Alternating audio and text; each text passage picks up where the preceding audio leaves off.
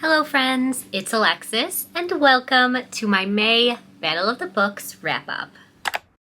If you're new here, this is just how I like to film my wrap-ups. I throw all of the books that I read in the last month into an online bracket generator called Bracket Fights, and it randomly organizes them and pits the books up against each other so they could fight it out to determine what my favorite book of the month was. Just like always, I'm going to start this video out with my stats from last month. I read a total of 19 books, and those 19 books can be split up into 3,136 physical pages and 52 hours and 35 minutes of audiobook listening time. Of those 19 books, 11 I read physically, 6 were audiobooks, 1 ebook. I actually did pretty good, and I read 17 books off of my owned TBR last month, but then I bought 13 books. So I'm not really making a dent in my physical TBR. I'm more just leveling it out. Since this was my best reading month of 2025 so far, this is going to be a long video, so let's get right into it. Alright, so getting into our first matchup, on the left we have The Lightness by Emily Temple. This was a strange little book that I had on my TBR for years. I couldn't even tell you how long, and while I'm happy that I finally got to it, it wasn't anything mind-blowing like I might have been expecting from the image on the cover. This one follows a group of girls at sort of like a summer camp for troubled teens hosted at a meditation spa place every summer. Our main character was not sent there because she got into trouble or anything. She went there actually looking for her father, who attended yoga meditation classes and ended up going missing after. It really seems like he just kind of abandoned the family, not like anything sinister, like he was killed or anything. But yeah, she goes there to get answers and meets this group of girls, and they get into some dark magic-esque things. While reading it, I compared it a lot to Bunny by Mona Awad. While I don't think it was as good as Bunny, the vibes were there, and I think if you like those kinds of books, you could really enjoy this one. It also reminded me a lot of We Ride Upon Sticks by Quan Berry, just like a group of girls practicing sort of witchcraft. This book isn't as witchy as those other books. I don't want to make it seem like they're practicing magic in this because it's not, but there is sort of this fantastical element, this sinister undertone to the story. And I ended up rating this one 4 stars. That is going up against An Excellent Host by Chelsea G. Summers. This is more of a short story than an actual book. I believe it was 60 pages, and it is a retelling of the ancient Greek tragedy The Bacchae by Euripides. And in this play, essentially this group of women are sort of possessed by their obsession and love for the Greek god Dionysus, that they party a little too hard and they end up transforming into mountain lions, I think, and ripping a man to shreds. So very similar things happen in this story. It is much more realistic. Nobody gets transformed into a big cat in this story, but murder occurs. It has very witchy vibes. The characters aren't outright performing magic, but the vibes are there, They're doing something. Something fantastical is going on. I really, really enjoyed it. The writing was incredible. I love an unhinged woman's story, and it was just a fun time. And while I did end up rating this 5 stars, I just don't think it's fair to pick a short story over a full-length novel. And I do think the story of The Lightness will stick with me longer than so short of a story. So for this round, The Lightness is going to be our winner. Okay, moving into our next matchup. This is the first of 4 volumes we're going to see of Happiness by Shuzo Oshimi. I'm gonna come right out and say it, that when I read so many volumes in one month, I cannot tell them apart. I'm not gonna be able to tell you what happened in volume 8 versus 9 versus 10. They all lump together for me. And while I did really, really like the series as a whole, I would probably give the whole thing a 4 out of 5.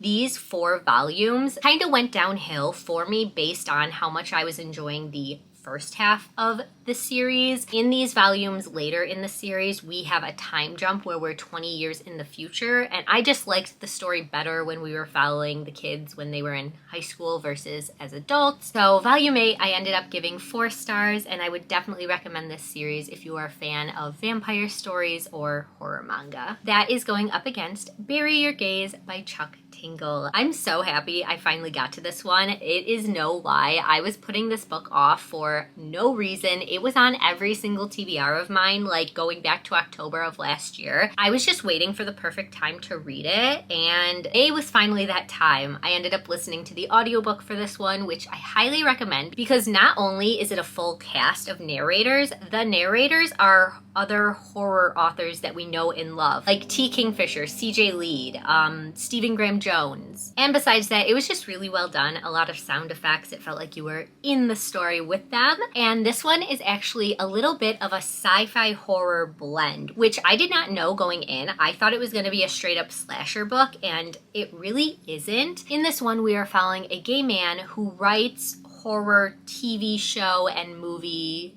screenplays, I guess. He writes the stories, right? And when we meet up with him in this book, he has just had a meeting with his executives, and they're basically telling him he has to kill off his gay characters because that's going to up the ratings. And he starts to go through this internal struggle of should he sort of sell out and kill off the gay representation on his show to continue making money and to continue employment. And then the external conflict is thrown at him that his horror movie villains that he has created in his different works throughout his career are coming to life to hunt him down and kill him. It was such a fun time. I always love Chuck Tingle's writing. I ended up giving this one 5 stars, which comes as no surprise. Bury Our Gaze will be the winner for this round. Okay, next up, another volume of Happiness, Volume 9. Like I said before, I don't remember specifically what happened in this one. I think this one was pretty gory, but nothing too special sticks out in my head, and I gave this one 4 stars. And that is going up against the first Zodiac Academy book, The Awakening by Carolyn Peckham and Suzanne Valenti. I was a little skeptical going into this one. This is a bully fantasy romance series that is very well loved online. I didn't know if it was going to be my kind of thing, but I ended up really enjoying it. To me, this is the definition of a popcorn read. It's not that serious. It was just a fun time. It was an entertaining book to escape reality for a few hours. Definitely one that I flew through. These books are on the chunkier side, and I feel like I got through this one so fast because it just got to be really addicting and I couldn't put it down. I had to know what was going to happen next. In this first book, we are following twins Tori and Darcy, and at the beginning, they think that they are normal human girls, only for this man to basically drop on their doorstep one evening and tell them that they are actually the long-lost children of this Fae royal family and were thought to be dead for all of these years. So they now have to attend Zodiac Academy in this other Fae world, and they have to graduate in order to get their inheritance. Now, Tori and Darcy want nothing to do with this throne, but they do want the inheritance. So they agree to go to this school, and they are suddenly hit with this unrelentless bullying by these 4 boys who are the children of the other heirs to the throne, basically. When this Fae family went missing, the other 4 royal families all agreed to split the throne. So now these 4 boys, they don't want to give up their power to our sisters. So I'm not gonna lie, there were very toxic aspects of this, like very toxic relationships that I couldn't believe I was rooting for in the end.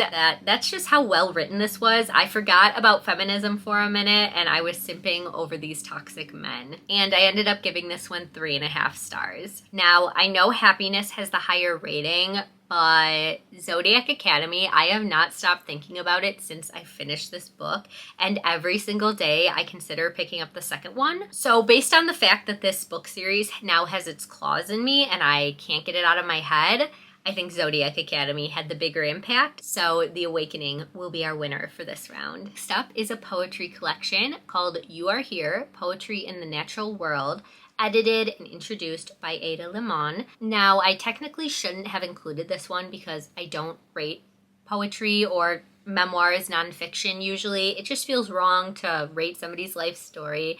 And that's what a lot of these poems were. They were subjective views of the natural world, the author's opinions and experiences, so not really appropriate for me to rate them. Most of the poems in this collection I did not really vibe with. There were about 3 or 4 that I really enjoyed, and the rest just weren't really my thing, but overall, I don't regret reading it. I love having poetry on my shelf because I never know. I might flip through it at a later date, and a poem might resonate with me in the future that I didn't feel connected to my first go. I'm gonna keep it on the shelf, and overall, I just really liked the theme, that it was all about animals, plants, the natural world, my kind of thing. So that means Deserter is basically getting a bye week and automatically moving on, but I'll tell you about it anyways. This one is a short story manga collection by horror author Junji Ito. He's one of my favorites of all time. It is my goal to eventually read all of his work, so this was one I had on my shelf for a while that I finally got to. I ended up rating this one 3.5 stars, which is pretty average for a Junji Ito short story collection. I definitely prefer his full-length novels to his short stories. There were some really good ones in this collection. I talk about it more in the vlog where I read this, but there were also some duds in the collection that I just didn't really care about. So yeah, it's not gonna stop me from continuing to pick up other things by him. And moving on to our last matchup on the left side, we have You Must Not Miss by Katrina Leno. This is another one I had on my shelves for so long. So happy to finally get to it. And this one was a win for me. It really took me by surprise. I don't know why, because I've read other Katrina Leno before and I've always enjoyed her work, but this story just really sucked me in, and I ended up listening to this audiobook all in one day, and it was a very busy day. I was doing a lot of running around, and that really just goes to show you how addicting this story was, that I didn't care. I had my headphones in and I was listening to this book any chance that I could get. This one follows a young girl who is in high school, and she is going through a really, really tough time at home. Her mother is struggling with addiction, and her father and older sister abandon them, just leaving her in the care of her mother, or really leaving her mother in her care, because she is a teenager who is having to act as the parent and really deal with a lot of unfair situations that somebody her age should not be experiencing. A lot of really tough scenes with the mother, especially the ways that our main character finds her a few times in the story. So in order to cope with all of that, our main character has been writing these stories of this magical land called Nier, where everything is almost the same, except her father and sister never left and her mother is not struggling with addiction. And one day, our main character accidentally stumbles into the actual magical world of Nier and realizes that it's not all in her head anymore. And chaos ensues. This book went way farther than I thought it would in the aspect of her getting revenge on people who have wronged her in life. It really is a book of supporting women's wrongs. Don't exactly expect a happy ending here. This is only about revenge. And I ended up rating this one 4 stars. Of course, that is going up against another volume of Happiness, this time Happiness Volume 10. Also rated this one 4 stars. I felt like it was an okay ending to the story. I guess I was just expecting a little bit more. I would have loved to have a 5-star to wrap up the series, but oh well. And I think because of that, I'm gonna go with You Must Not Miss as our winner for this round. All right, now getting into round 2 of the left side. This is where it goes a lot faster, but gets a lot harder because I now have to narrow it down to my first contender for #1 spot of the month. So of course we have The Lightness by Emily Temple versus Bury Your Gaze by Chuck Tingle. I think I have to go with Bury Your Gaze. I just had such a fun time reading this. It was definitely just more enjoyable and fast-paced than The Lightness was, and if I had to reread, I would go with Bury Your Gaze. All right, same thing applies for this next matchup. Even though they are an even head-to-head, they were both rated 3.5 stars. Zodiac Academy: The Awakening, I want to keep going with this story. I want to know more about these characters, and I just really felt connected with them after getting to know them in this first one, whereas a lot of the short stories in Deserter, I would be more than happy to never revisit them. So Zodiac Academy it is. Of course, on the bottom there, You Must Not Miss does not have anyone to go up against, so it is going to get an automatic bye week. So that means we have Bury Your Gaze versus Zodiac Academy. The little voice in my head is telling me to pick Zodiac Academy because I truly am obsessed with it lately, but Bury Your Gaze was so well written, like I have to go with that. And yeah, same reasoning here. I just enjoyed Bury Your Gaze way more. I felt like it was the better book. So first contender for best book of May is going to be Bury Your Gaze.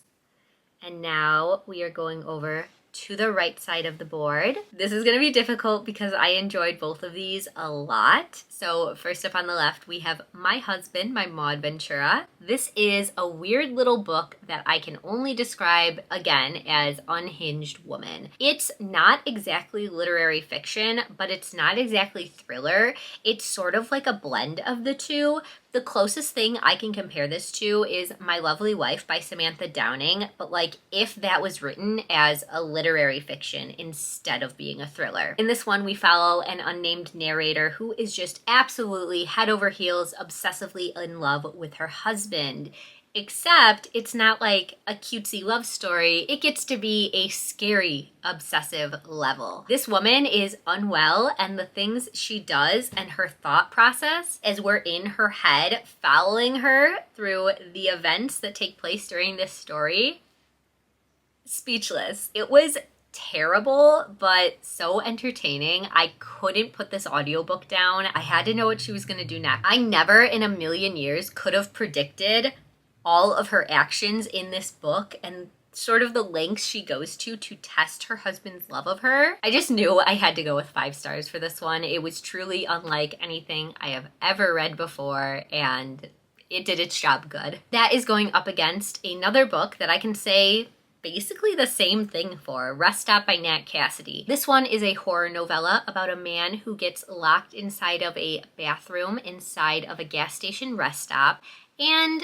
essentially is tortured for the night. It was so gory and gruesome and everything I'm looking for in a horror book. It was so fun. It was such an entertaining, unhinged time. Like, it's another one where I could not have predicted where this story was going and what Nat Cassidy was going to throw at us next. Definitely watch out with this one if you are afraid of spiders, snakes, other kind of bugs. It throws all of them at you in this one, and it does not hold back. This one was also 5 stars, if that wasn't obvious, and now I have the really hard choice of picking which one I liked more. I mean, I know which one I'm gonna pick. I can't tell you why, but by the tiniest little bit, I think I enjoyed Rest Stop more. And I really do think it all boils down to, I just love horror. I love a good horror story, and this delivered on that. So Rest Stop will be our winner for round 1. Next up, we have The Stowaway by James S. Murray and Darren Wehrmouth. This one is a thrillery horror genre blend about a woman who goes on a cruise and discovers that there is a serial killer on the loose. It feels wrong to say this was a fun time, but it was. I had fun reading it. There were really, really creative and gruesome death scenes in this book. This is why I do consider it a blend with the horror genre. It wasn't your standard thriller. It had a little bit extra, and it really did feel like watching a horror movie. I ended up rating this one 4 stars. It was so close to a 5-star book for me. It just lost me a little bit with the reveal at the end. I didn't love the way things were happening once we kind of knew who the bad guy was, but everything before that, big fan of. And that is going up against Say You'll Remember Me by Abby Jimenez, her newest contemporary romance release. I am a big fan of Abby's writing. Her book, Part of Your World, is one of my favorite contemporary romances I've ever read. I mean, it kind of has to be because the main characters are named Alexis and Daniel, which are also mine and my partner's names, so it would be pretty wrong if I didn't love it, but even without that, it is such a solid book that to compare this book to that, it was pretty disappointing. I don't want you to think it was a bad book because I think it was fine for what it was, but just knowing the level that Abby Jimenez can write and the fact that her release last year just for the summer literally had me crying tears of happiness at the ending, I just felt a little underwhelmed by this one. It didn't really do anything special. It didn't really have me feeling the feelings you want to feel when reading an Abby Jimenez book. In this one, we follow Samantha and Xavier. They are the classic case of right person, wrong time. They go on a date and it's basically love at first sight, except the very next day, Samantha is moving across the country to take care of her mother who has dementia. So this whole book is kind of just back and forth. Let's be together. No, we can't be together. Oh, let's give it a try. Let's be together. No, we can't be together. So for that reason, it wasn't really my favorite, but it wasn't a bad book. I ended up giving it 3 stars. It was good, I guess, but like a low good. I definitely think her other books have been better, and I'm just excited to see what she's gonna do next. So for that reason, I think I'm gonna pick The Stowaway as our winner for this round. Okay, next up we have 2 sort of historical books going up against each other. On the left, we have The Familiar by Leigh Bardugo. Spoiler alert for the end of the year. If I make one, this will definitely be going on my most disappointing books of the year list.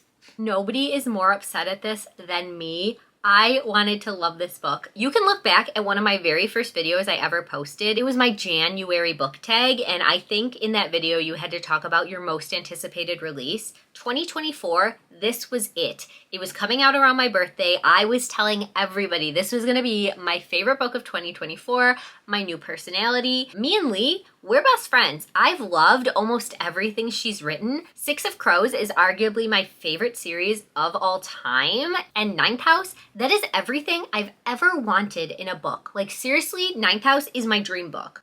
So why did I hate this book?